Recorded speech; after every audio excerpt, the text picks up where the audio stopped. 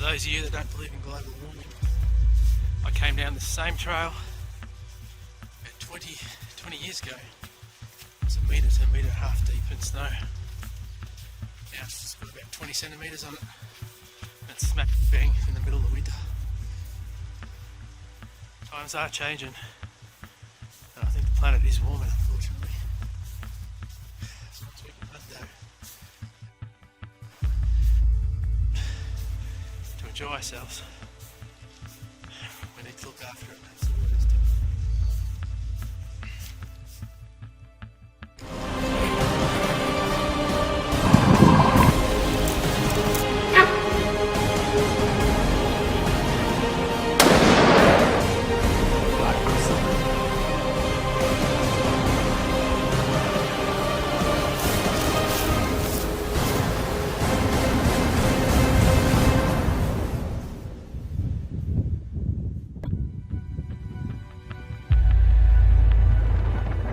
Today I'm once again heading up high to the subalpine area of the Victorian Alpine National Park. With winter fully set in and a fresh dump of snow, this rugged country turns into a truly beautiful place for any sambar hunter to test their skills against one of the world's most elusive animals.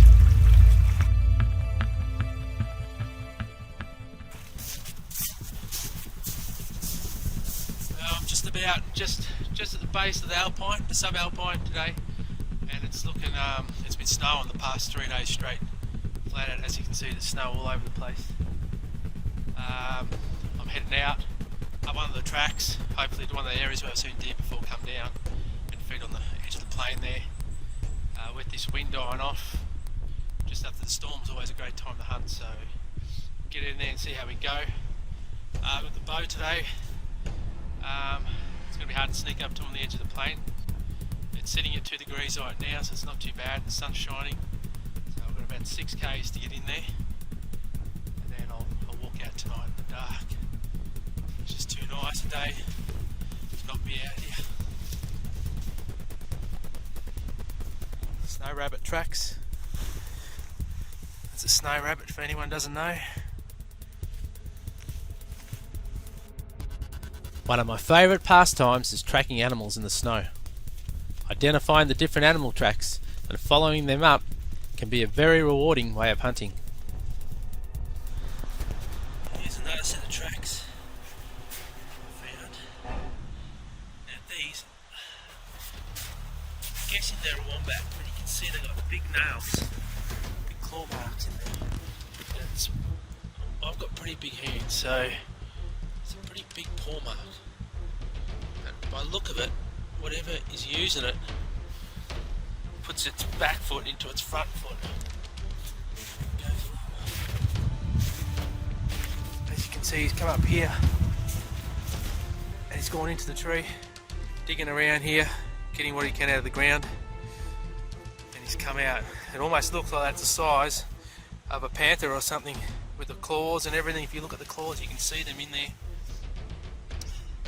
And that is a wombat. Continuing on, I kept on moving, hoping to come across something other than wombat tracks, and eventually I did. Okay, set of deer tracks.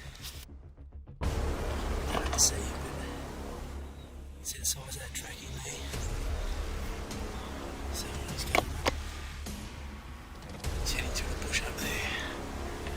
So as you can see, this sort of is melted around here a bit. So this was done definitely about 3 or 4 hours ago, I'd say. So this morning around about 10, 11 o'clock. So I might give this a bit of a follow up. It drops off the other side of that hill over there. And maybe he's going over there to get the sun's rays for the end of the day. So hopefully we can get on to him and see him before he sees us. Sneaking there with the bow.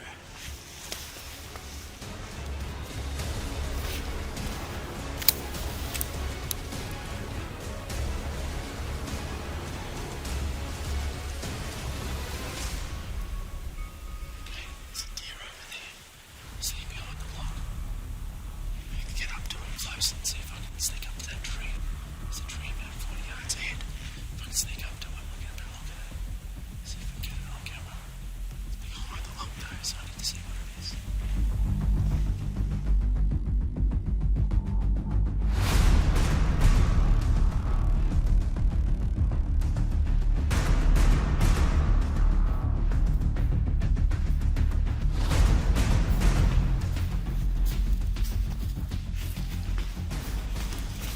Female sitting over there with her calf. I just saw a big body behind the log. She's just sitting in the sun. Don't want to disturb her in case she scares off any other stags that are around. Just make her way around. Go around the side. There's another open area there, but that way we'll see if anything pops up over there.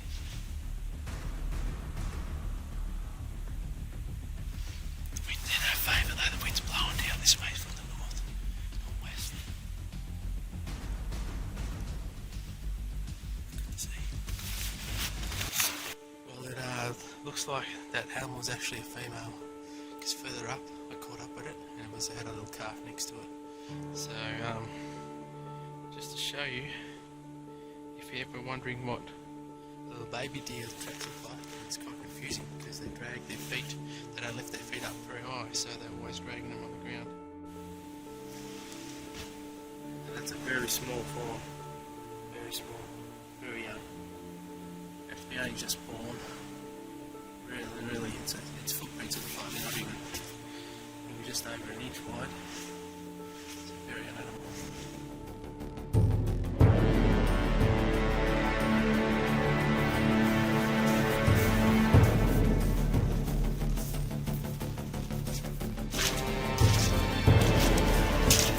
One thing is for sure, looking through here, is that nobody's gone in before me, that's for sure. There's no tracks whatsoever. Just a few animal tracks. I've seen one deer track back there. And yeah, one deer track. Quite a few more back tracks. Now I'm going to keep it quiet because I'm in the area. Which I think I might see something. Okay, it's about 4:30 now. The sun's starting to go down slowly. Got about 45 minutes, I reckon. It starts going over the edge, and then the last 15 minutes is usually the perfect time to see what's around and everything will be out. Now it's 3 degrees, so the deer should get up early and start moving soon.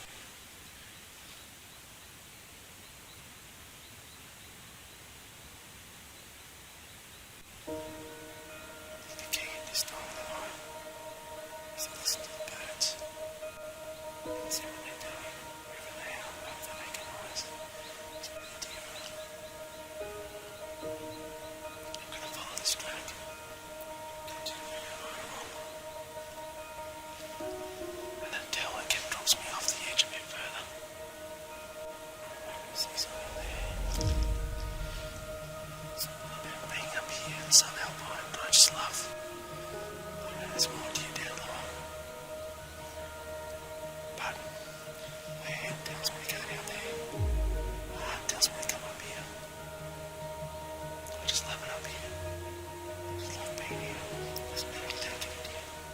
You see something great, you shoot something, it's sensational. But this is hunting.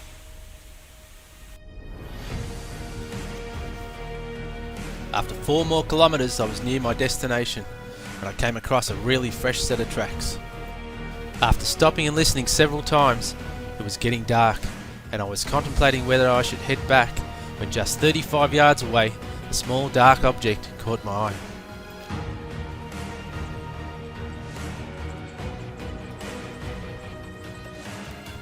Without any sharp movements, I slowly dropped down into the snow and began filming while assessing the situation on how I was going to take one of these deer through the trees.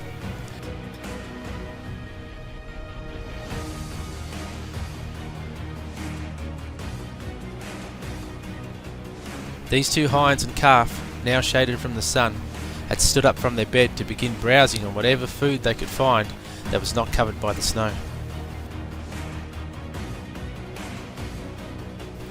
In these cold conditions, they would need to feed earlier than usual, and once the sun no longer provides warmth, they must eat and move to stay warm.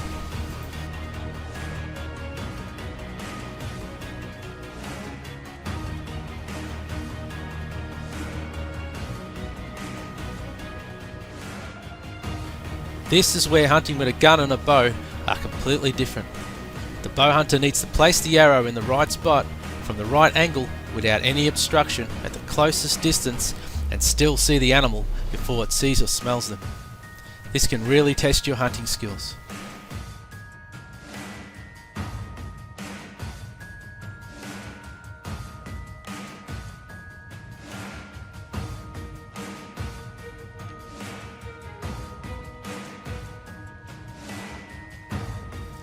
Every movement from here to get a shot had to be minimal, and I hope the light wind would not change direction.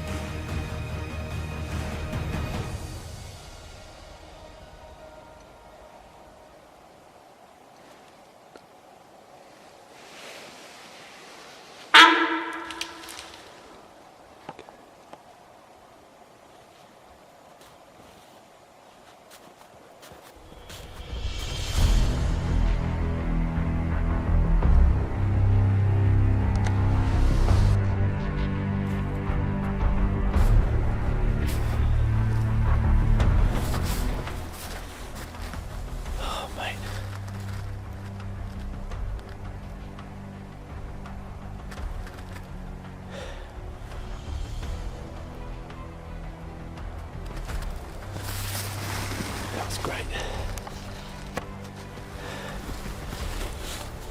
Sitting there watching her. There's two females both browsing on the side of the tree. And I sneaked up. I could have easily shot them 30 yards, tops, absolute tops. I reckon about 27 yards. Just watching them for a while. Drew back on the bow, just held it there and thought, nah, I don't want to carry a female out of here right now. That was so awesome to watch in the snow. Because they don't eat the grass, so they're eating, feeding on the trees. Easy to track in the snow. You can follow the tracks anywhere. Lead you straight up to where the deer are. It's a great way to hunt. They've taken off up that way, so we'll make our way back around.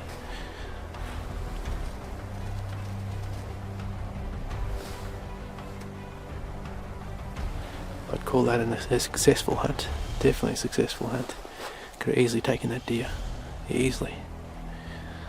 Another one with the bow. Easily taken that one with the bow. I've got to say that's one of the more enjoyable hunts that I've ever had. Just so nice being up here in the snow. It's dead quiet, not one breath of wind. So nice to see deer in the snow like that. It's very rare. Especially the Sambar, they sort of hide themselves away in places that's just so hard to find in the snow.